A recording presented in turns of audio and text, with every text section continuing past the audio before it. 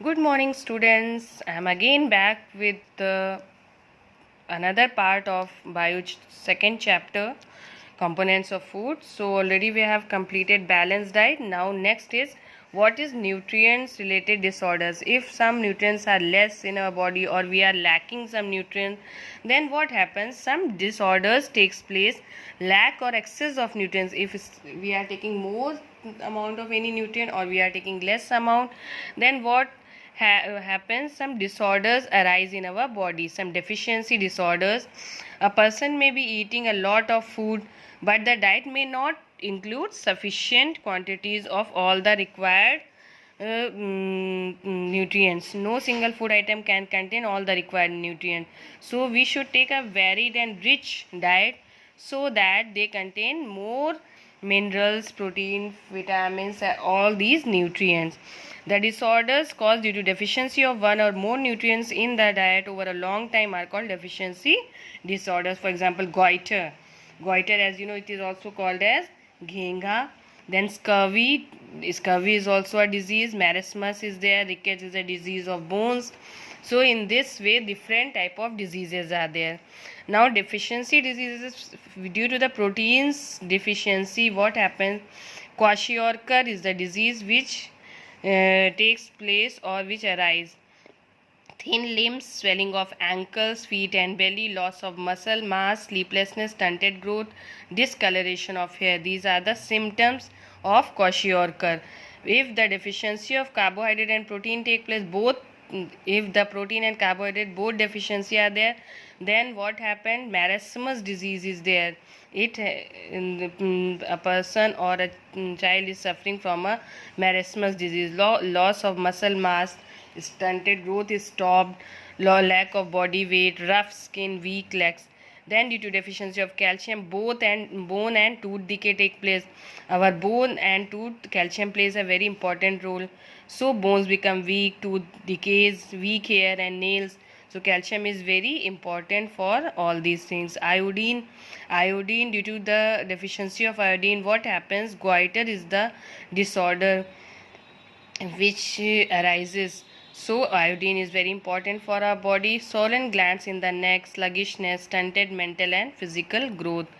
Then due to the deficiency of iron, anemia happens. Anemia, paleness and weakness happens. Then due to deficiency of potassium, muscle cramps. Potassium is also very important. Muscle cramps arise. What happens? Weakness is there, diarrhea, frequent urination. All these symptoms can be seen in a person who is lacking potassium. Now vitamin A, it is also called as retinol. Vitamin B1 is called as thiamine. Vitamin B2 is called as riboflavin. B3 is niacin. B12 cobalamin. Vitamin C ascorbic acid. Vitamin D minerals including calcium, and for vitamin K. Now vitamin A, loss of vision and skin. Since I have already told you that vitamin A is very much important for our vision. So if vitamin A is lacking, then what happen? Vision, it will affect vision and it will give rise to skin problems. Vision becomes poor in darkness, sometimes leading to night blindness. What is the disease that arises? Night blindness. Vitamin B1, due to the deficiency of vitamin B1, which disease arise? Beriberi. In beriberi, what happens? Muscles become weak, little energy is there, loss of weight is there. Then vitamin B2, araboflavinosis and photophobia is there. These are the diseases due to vitamin B2. In these symptoms are given.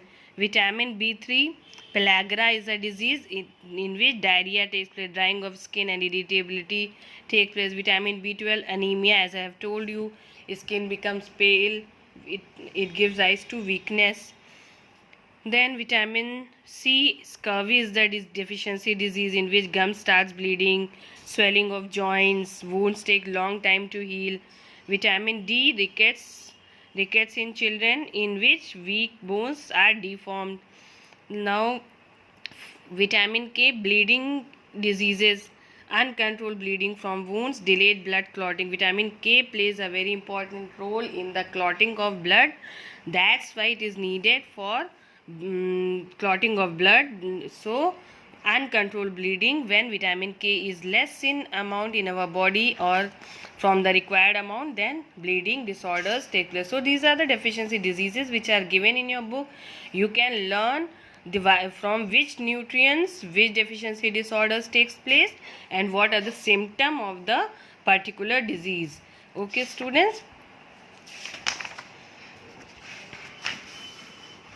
Now excess of nutrients. What happens when the consumption is more than what is required by the body? For example, if fat is taken by our body in a very large quantity, then there is a disorder called as obesity. Obesity in which overeating and exercising, if it is not done, and overeating is done and exercising is not enough, then obesity leads to various health issues such as disorder of heart.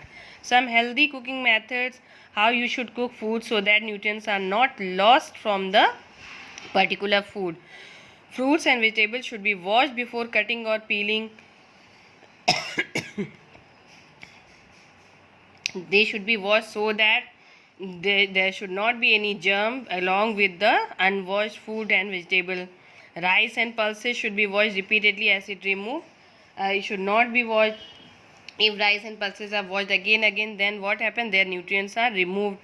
Overcooking of food should not be done. Deep frying, over boiling, all these, what do they do? Nutrients are lost. Then using excess water while cooking and then throwing it away results in loss of many important nutrients.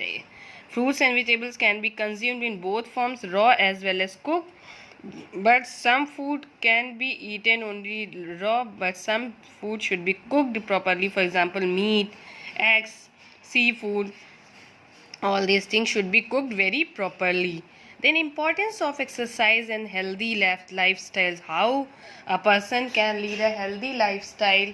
This can be done not only through taking proper nutrition, but also through exercising and adopting a healthy lifestyle. It will help in keeping our bones and muscles strong. It will help in improves flexibility, concentration, confidence, help in maintaining the right body weight, encourages growth and development. According to WHO, children and youth should include at least 60 minutes of physical activity in their daily life. At least 1 hour you should do exercise daily. Okay students, now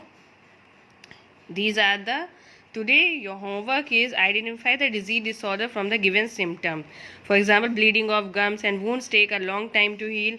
As I have already told you here, see it is given here, bleeding gums. Scurvy. Scurvy is the disease in which bleeding gums takes place and wounds take a long time to heal. So due to the deficiency of vitamin C, scurvy. So this you can do yourself. Okay student, in the next session we will be doing all the exercises which are given in this chapter.